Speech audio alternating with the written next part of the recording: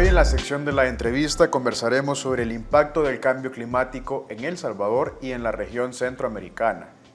Como manera de introducción, podemos decir que a finales de 2022 se espera que las naciones aumenten sus compromisos con respecto al Acuerdo de París en 2015 sobre el cambio climático. Cada año, el 22 de abril, se celebra el Día Mundial de la Tierra y se da énfasis a diversos temas. El de este año, el 2022, es un llamado a la acción climática. Para hablar sobre ello tenemos con nosotros al ingeniero Ismael Sánchez, ingeniero mecánico con grado de maestría en recursos energéticos, catedrático e investigador del Departamento de Ciencias Energéticas y Fluídicas de la UCA. Relacionado con el tema de cambio climático, él ha participado en el desarrollo de varios temas e investigaciones, entre los cuales podemos destacar la vulnerabilidad de los países en vías de desarrollo a los efectos del cambio climático, caso El Salvador, en octubre de 2001. Además, en el Inventario Nacional de Gases de Efecto Invernadero para la Tercera Comunicación Nacional de Cambio Climático en El Salvador, junio 2017. Tenga una cordial bienvenida a la sección de la entrevista del programa Miradas. Muchas gracias por la investigación y es un gran gusto estar nuevamente con ustedes. Bueno, para empezar, nos gustaría saber si pudiera explicarnos brevemente qué es el cambio climático y cuál es su impacto en la Tierra, cómo nos afecta a nosotros como región centroamericana. Bien, sobre este tema yo escucho que hay varios conceptos y me gustaría brevemente destacarlos. Cambio climático, pues entendemos ese cambio del clima, pero ¿quién lo origina? Lo originan las contribuciones, digamos, que la humanidad, el ser humano hace a haber cambiado las concentraciones de los gases de efecto invernadero en la atmósfera. Obviamente esas concentraciones se cambian de una manera natural, ¿verdad? Cuando un volcán hace una erupción, etc. Pero hay actividades humanas que crean o están lanzando esos gases de efecto invernadero. ¿Cuáles son esos gases?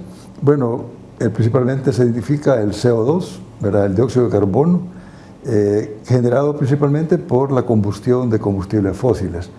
También el metano, cuando en un relleno sanitario se está descomponiendo la basura, se está emitiendo metano. Y otras actividades como el óxido nitroso, principales causantes de efecto invernadero. Y luego surge la pregunta, ¿y qué es el efecto invernadero? Pues obviamente es ese calentamiento que ocurre cuando la radiación del Sol atraviesa la atmósfera y calienta la Tierra. La Tierra comienza a calentarse y comienza a emitir nuevamente. Pero los gases de efecto invernadero evitan que esos gases o que esos rayos, digamos, vuelvan a atravesarla. Yo hago la comparación como cuando dejas tu carro, digamos, bajo el sol, ¿verdad? El parabrisas viene a ser esa atmósfera, entra los rayos al interior del vehículo, los asientos se calientan, la parte del tablero empieza a emitir, pero el parabrisas evita que esos rayos salgan y se comienza eso a aumentar la temperatura en el vehículo. Obviamente ese calentamiento está causando en el planeta que cambie todo el sistema climático. Entendiéndose esto, pues, como cambios en los regímenes de lluvia, los vientos. El planeta es todo un sistema y si nosotros afectamos ese cambio natural que tiene, ¿verdad? Se causarán esos efectos. Y quizás lo vemos más directamente reflejado cuando la recurrencia de fenómenos naturales, tormentas, ocurren pues con mayor frecuencia.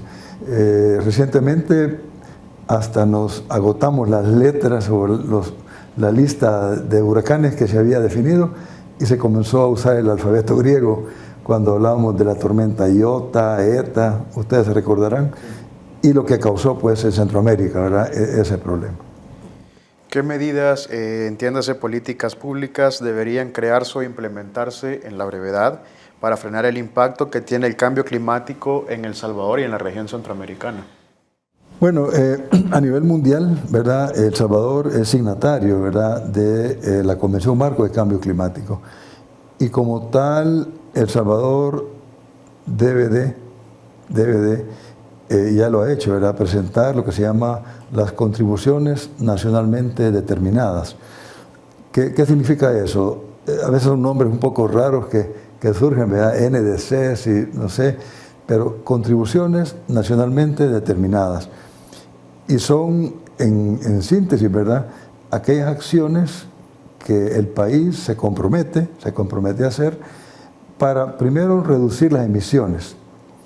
Y acá hay que decir, ¿verdad?, que las emisiones han ido en aumento porque también hemos deforestado, o sea, las emisiones se han concentrado porque se han lanzado más emisiones, pero también estamos evitando que esos gases de efecto invernadero puedan ser secuestrados por los sistemas naturales. Entonces, la deforestación también ha sido un causante de eso. Entonces, cuando hablamos de reducir emisiones, se entiende también aumentar la cobertura vegetal que pueda secuestrar esos gases de efecto invernadero. Eso por un lado. Y por otro lado también se compromete a hacer acciones tendientes a reducir la vulnerabilidad que tenemos, reducir el impacto que causa una tormenta, ser una sociedad más resiliente, o sea, que nos podamos, después de una tragedia como las que han ocurrido, poder volver a su actividad normal. Entonces, las NDCs constituyen esa, por decir así, esa acción que el país, ¿verdad?, ha hecho de cara a sus compromisos ante ese panel intergubernamental de cambio climático. Es una gran responsabilidad de parte del sector empresarial a nivel mundial, también la preservación y cuidado del medio ambiente. En ese sentido, ¿qué deberían de hacer las empresas de manera sustentable para cuidar el medio ambiente, ya sea en El Salvador y en Centroamérica?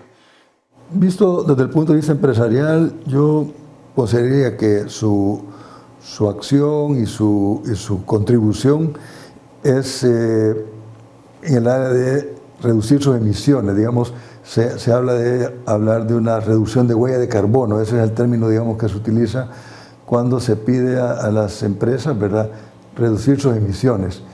Pero a veces dice la gente, bueno, pero no tenemos tantas emisiones. Efectivamente, ¿verdad?, pero se pueden mejorar sus procesos productivos, se puede introducir lo que se llama producción más limpia, la eficiencia energética. Son acciones que efectivamente se pueden contribuir, ¿verdad?, a reducir ese impacto del cambio climático. Desde las empresas se tiene también oportunidades de poder favorecer, por decir así, una reforestación, ampliar esa cobertura boscosa. Son acciones que desde las empresas se pueden definitivamente promover e impulsar. ¿Sí?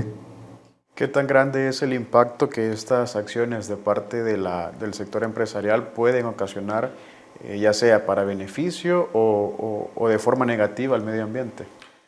Yo creo que si no digamos, una empresa no logra incorporar planes, digamos, de adecuación, ¿verdad?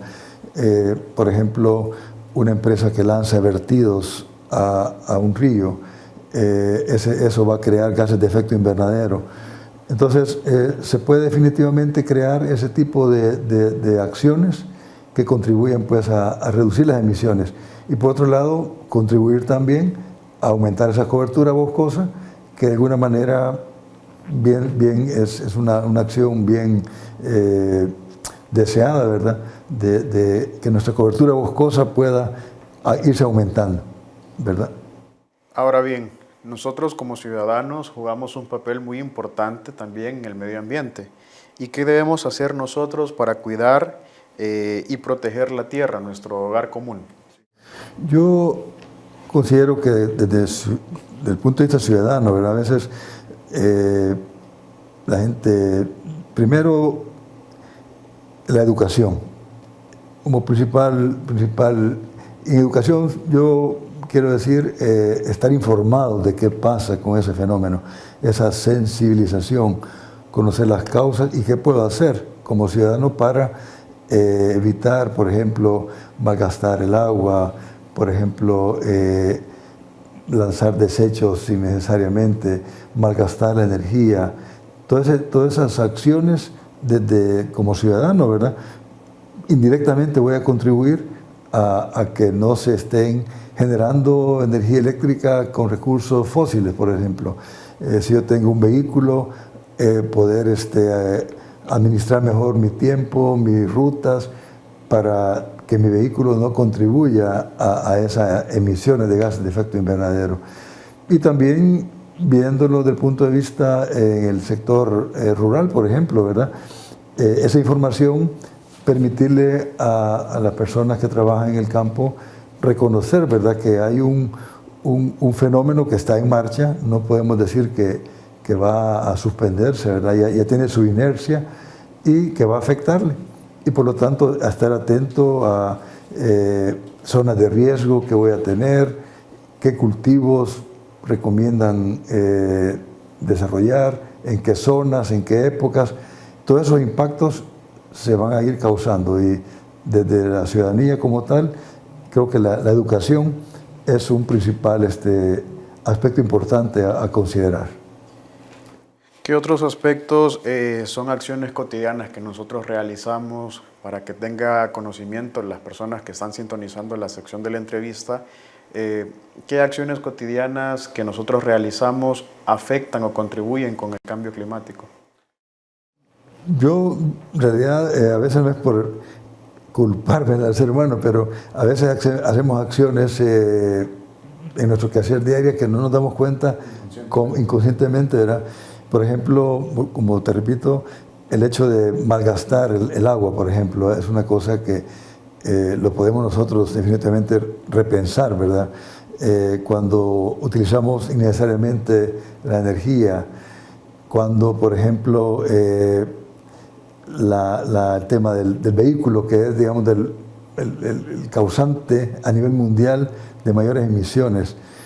Y yo a veces me atrevo a pensar que el crecimiento poblacional también ha tenido su porcentaje, pues, de incidencia, ¿verdad?, en este cambio climático. Es algo que a veces no nos gusta hablar sobre ello, pero el tema del control del crecimiento poblacional también debe de tomarse en cuenta, ¿verdad?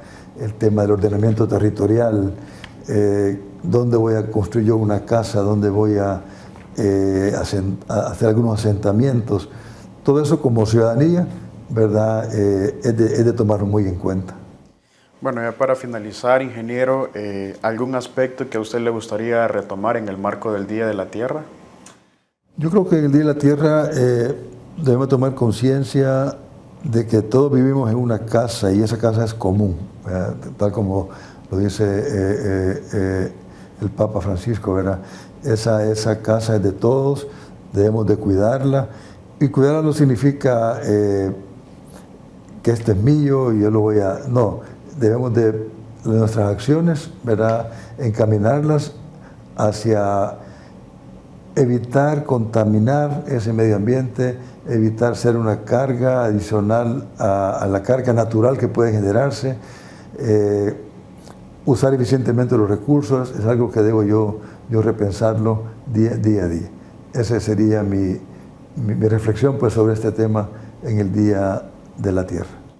Gracias, ingeniero Sánchez, por su participación en la sección de la entrevista. Un gran gusto. Cómo no, muy amables por la invitación. A usted, amigo y amiga, lo invitamos a que siga en sintonía de su programa Miradas.